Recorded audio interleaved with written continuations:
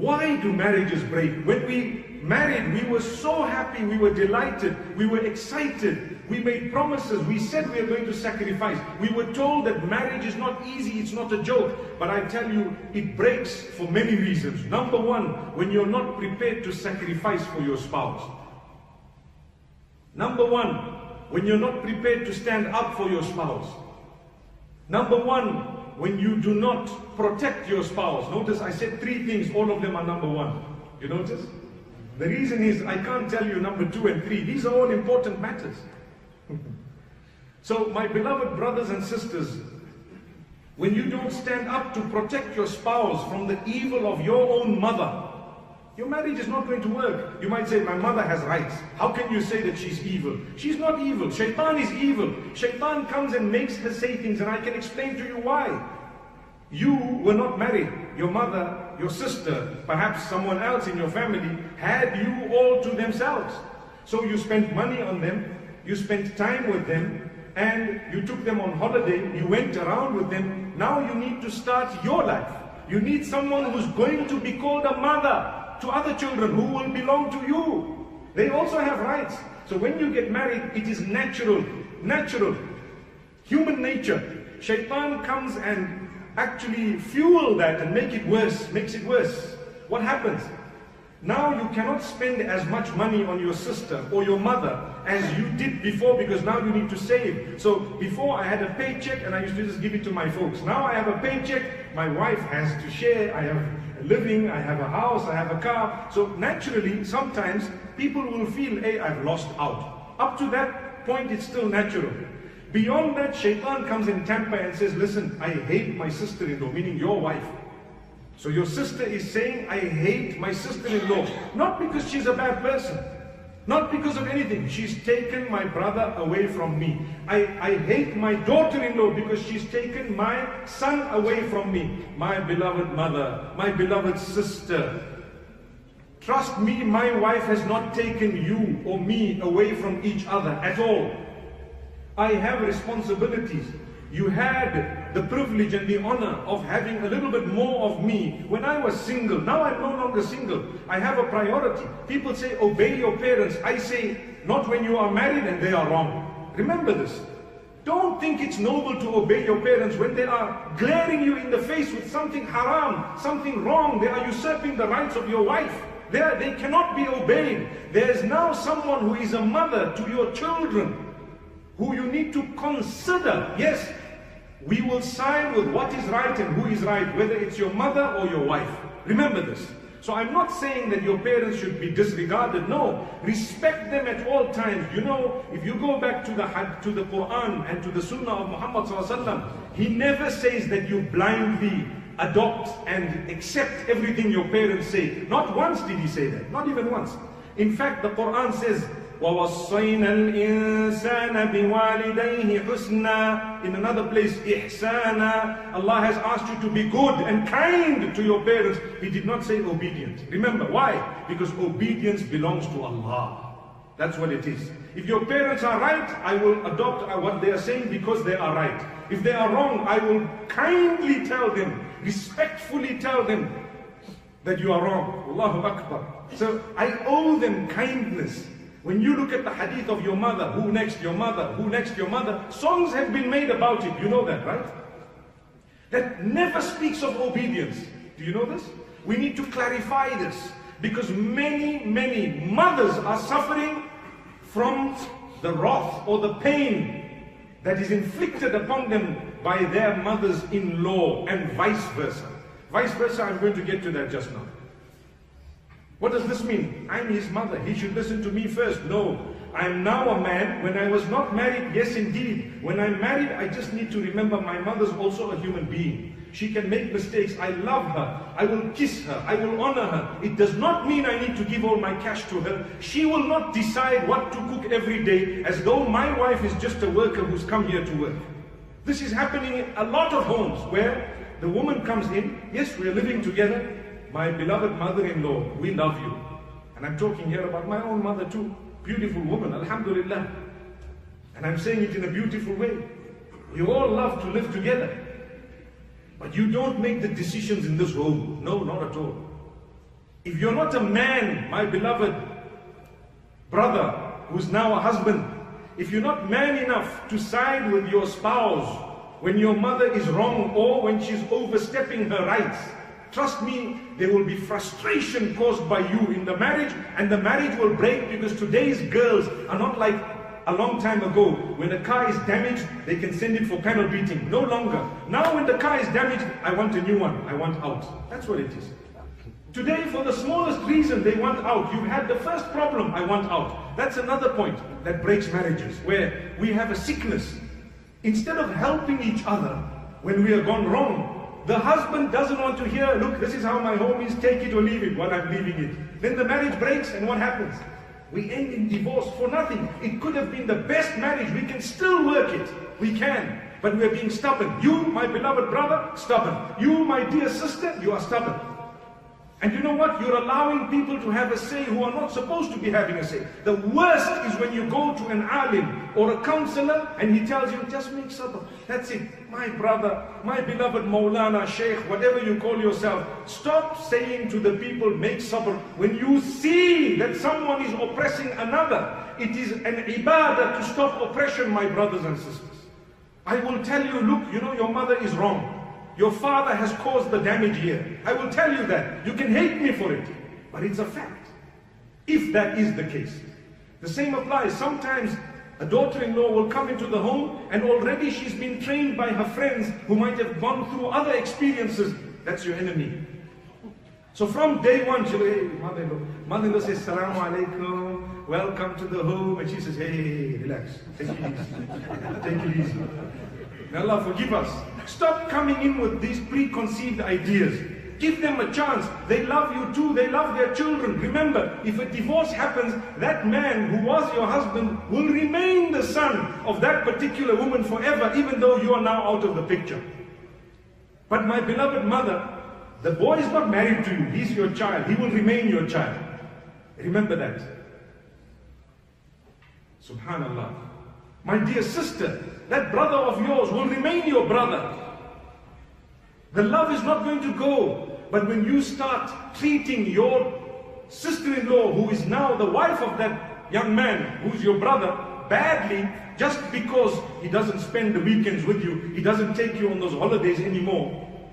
Some people have another bad habit. What's the bad habit? And I'm talking of things that are real, because 80% or maybe more of the problems that people actually relate to us are connected to their living, and a lot of it is to do with marriage. So sometimes you get married, mashallah, you know, it's a sacrifice, it's a very big sacrifice. You will need to adjust. You must learn to serve each other. You know, one might say, okay, do I really need to cook? Well, if I say no to you and no to him, I think you guys can stay on those pills, inshallah. You can just buy a bottle and for lunch pop in a pill, and well, when I say pop pills, please, I'm talking of the right thing. So, you know, for lunch you have a little tablet, and for supper you have a tablet. That's not what life is. Someone, somewhere, somehow is going to have to cook. So you need to help each other sort that matter out. You know, you want me to go out to work? Well, you're going to have to help here. It's something respectful. I'm not saying that it's bad, but for someone to sit over and above, complain about how the food was cooked, when it was cooked, it's my choice. If I'm married and I'm a woman, I can get up at 6:30 in the morning, finish cooking and go away. Or I can cook at 12:30. It's up to me. Why must my mother-in-law dictate to me, listen, 6:30 you're in the kitchen here? For what? It will break a marriage. Remember this. And you know, it might be cultural, but I'm talking from an Islamic perspective. She does not have the right to do that. Yes, you may want to cook, you may want to honor. And I know of so many cases where the daughters-in-law don't mind. It's an honor for them to cook. But they just want a small acknowledgement. MashaAllah, thank you so much. You cooked for us, alhamdulillah. They don't want you to pick on them and make this and make that. And you know, I'm inviting half the dunya. Relax. This person here, just because they can cook well, doesn't give you the license to invite who you want for tea and for supper and for the same. My daughter-in-law will cook. Even if you and her are on a good footing, on a good relationship, it will break it. She might be cursing you from inside to say, you know what, inconsiderate. Can't you see, I need my time. It's okay if it's once a month. You know, nowadays they'll say once a year. But anyway, no matter what, it's okay depending on how you are with these people. It's your family. These things go wrong. So as I was saying, you go in, sacrifice. Who wouldn't want to sacrifice? But there needs to be appreciation. So I was saying, sometimes we go on holiday. Yes, alhamdulillah. Who do we tag along? We tag along the entire dunya. So I go, my wife goes. Who else goes? Well, I'm talking of initially when you don't have children. My mother has to come. My dad has to come. My sisters, my brothers who are unmarried have to come. Sometimes my sister who's married with her husband has to come. That's not a holiday. To be honest with you, if you have a family who loves doing that and genuinely they're all looking forward to it, you are fortunate. But sometimes people want their private moments. Hey, I want to go and be able to just be myself. No worry about cooking anything for 1 week. Please. I think you would owe that. Owe that maybe not from an Islamic perspective, as in holidays are not farad, but it's something that would actually help your marriage. Give them a break. Give them a break. Spend the money that you've been earning. Don't just keep it in the bank and wait for the day you die, when everyone will be scrounging. May Allah subhanahu wa ta'ala forgive us. So the reason I say this, there are problems and people are not providing solutions. And the problems, you cannot just say one person is wrong. At times we don't want to listen to what the problem is. At times we know the problem, but we are too weak to actually address the problem. That's my father. I don't want to address this matter. Your father, respectfully address it. He doesn't like you, he doesn't like your wife. As a result, his weakness, not yours. I cannot allow oppression to continue forever. I live in the same home, they don't talk to each other. Until when? That's not healthy for the house.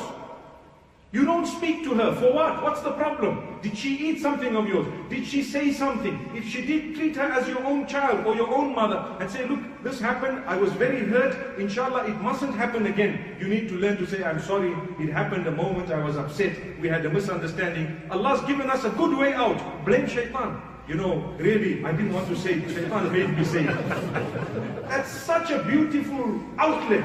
Imagine Allah gave you a way out. You can have sworn someone. 5 minutes later you say, you know what, that was shaitan. Brother, I love you. I swear, subhanallah. Imagine.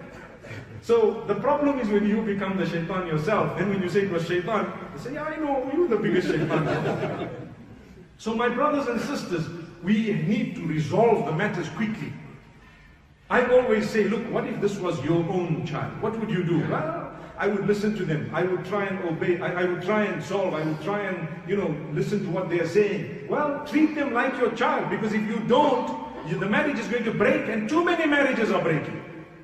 Another difficulty, and this is something that I've found in a lot of cases, when we have daughters or sons, we sometimes spoil them so badly as they are growing up, so much, that we don't realize their spouses may not be able to give them such a life that we provided. As a result, they may never be able to live with anyone at all.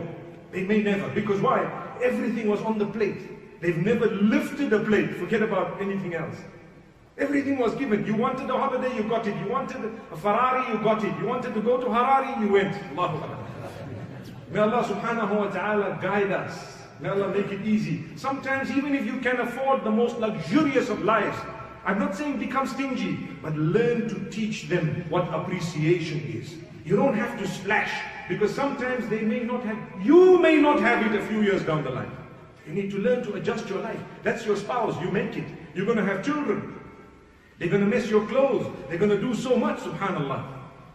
May Allah subhanahu wa ta'ala guide us. So my brothers and sisters, something extremely important is to work hard to resolve the problems you have in the marriage, but with justice.